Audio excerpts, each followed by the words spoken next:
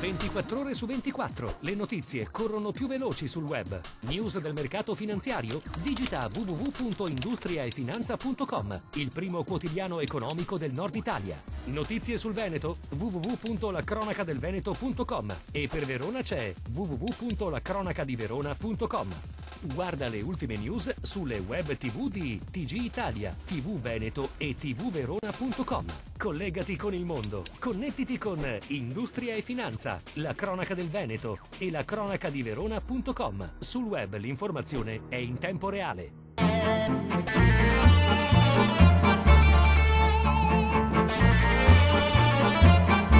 Per il secondo anno consecutivo la vetta della graduatoria del sondaggio annuale dell'Istituto IPR Marketing per il Sole 24 Ore sul consenso agli amministratori locali viene conquistata dal presidente del Veneto Luca Zaia con il 60%. Al secondo posto, con il 58%, si piazza il presidente della Toscana Enrico Rossi.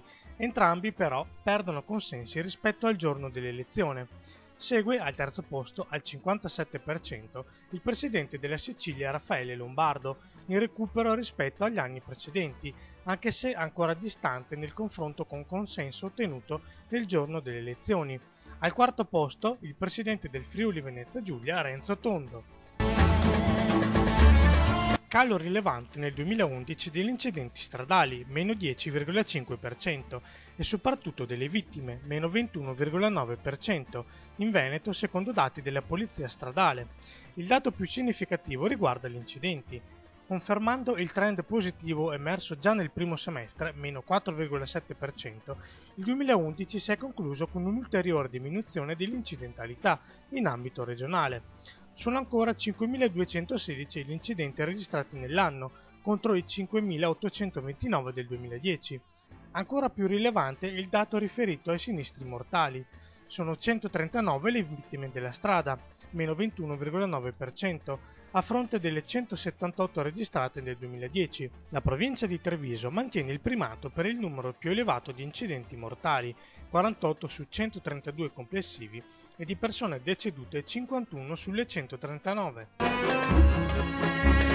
Non è una novità, ma come spesso succede è tornata a far rumore ora che la tragedia è compiuta. Far passare le navi da crociera vicino alla costa, favorevoli o contrari? Sulla questione è tornato a parlare il ministro all'ambiente Corrado Clini. Sulle rotte delle navi vicino alla costa è necessario fare una valutazione economica, in quanto il turismo è una fonte economica fondamentale del nostro paese, ma non si può mettere a rischio la sicurezza, quindi le bellezze dell'Italia potranno essere viste da navi che rimangono al largo e poi i turisti verranno portati sui luoghi del nostro patrimonio turistico. Sul tema è intervenuto anche il governatore del Veneto Luca Zaia. Lo dico da tempi non sospetti, il transito delle grandi navi, veri e propri condomini galleggianti a Venezia e nel bacino di San Marco è un problema che va affrontato, perché il nostro primo obbligo è quello di salvaguardare l'integrità di una città unica al mondo e la vita delle persone. Non intendiamo certo boicottare la crocieristica, ma che occorra una riflessione individuando e valutando soluzioni logistiche alternative è fuori di dubbio. Nel pomeriggio il comitato No Grandi Navi è stato ascoltato dalla Commissione Ambiente del Senato presente a Venezia,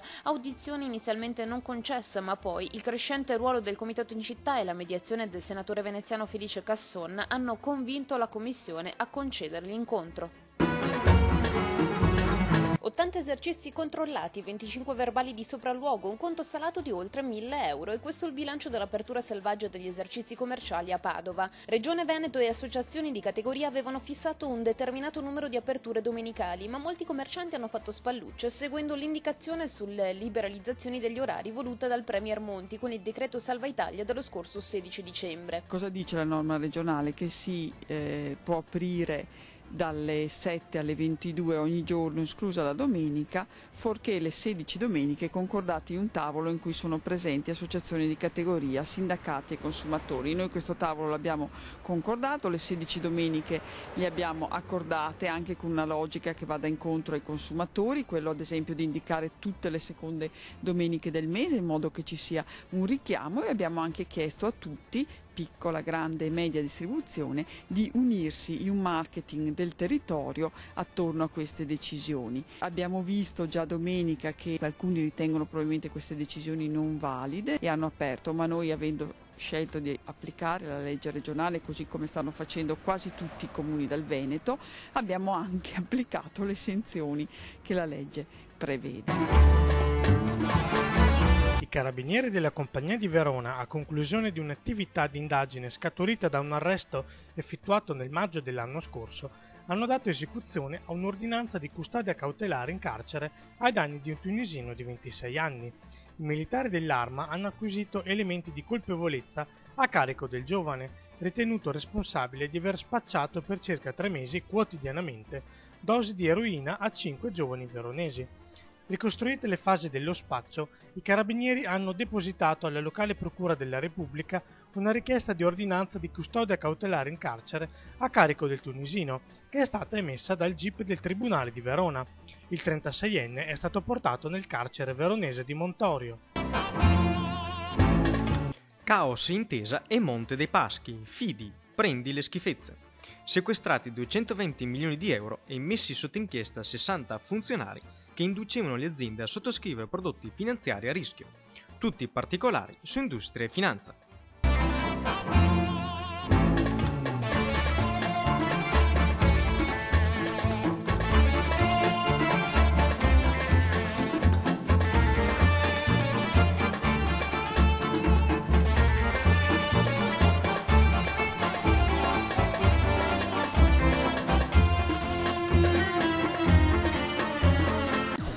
Ore su 24, le notizie corrono più veloci sul web. News del mercato finanziario? Digita www.industriaefinanza.com, il primo quotidiano economico del Nord Italia. Notizie sul Veneto? www.lacronacadelveneto.com e per Verona c'è www.lacronacadiverona.com. Guarda le ultime news sulle web TV di TG Italia, TV Veneto e tvverona.com. Collegati con il mondo. Connettiti con Industria e Finanza, la cronaca del Veneto e la cronacadiverona.com. Sul web l'informazione è in tempo reale.